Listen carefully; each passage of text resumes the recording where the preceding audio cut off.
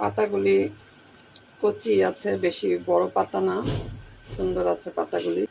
পাতুরিটা খেতে কিন্তু খুব ভালো লাগে, তো দেখি চেষ্টা করে যে আজকে বানাতে পারি কিনা। শাকগুলো কেটে ভালো করে ধুয়ে নিয়েছি, তো দিয়ে দিব।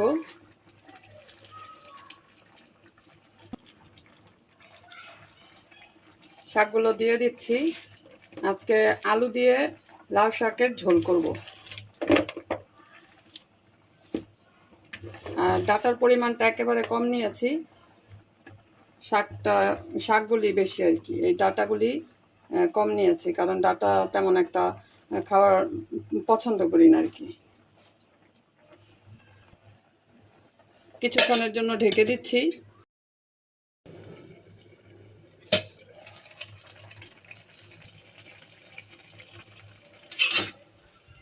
একবার আমি নেড়ে চেড়ে দিয়েছি, শাকটা মজে গিয়েছে আর আলুটাও পুরো গলে গিয়েছে।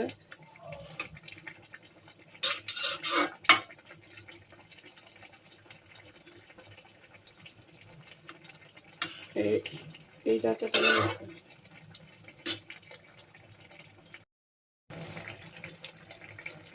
শাকটা বাগার দিয়ে দিলাম। যে কোনো শাক বাগার দিলে কিন্তু তার টেস্ট অনেক বেশি বেড়ে যায়। ঝোলটা খেতে ভালো লাগবে এই বাগারের কারণে। ঝোলে আমি এই ইসের মধ্যে আর কি, বাগারের মধ্যে দিয়েছি একটু কালো সরিষা শাকের মধ্যে দিয়েছি একটু। অনেককেই দেখি দেয়, এখন আমিও একটু একটু দেওয়া শিখলাম আর কি। লবণটা চেক করে দেখি লবণটা ঠিক আছে নাকি। কয়েকটা কাঁচামরিচ দিয়ে দিলাম। প্রথমে কাঁচামরিচটা দিতে আমি ভুলে গিয়েছিলাম, আর এখানে লবণ একটু সামান্য দিয়ে দিলাম।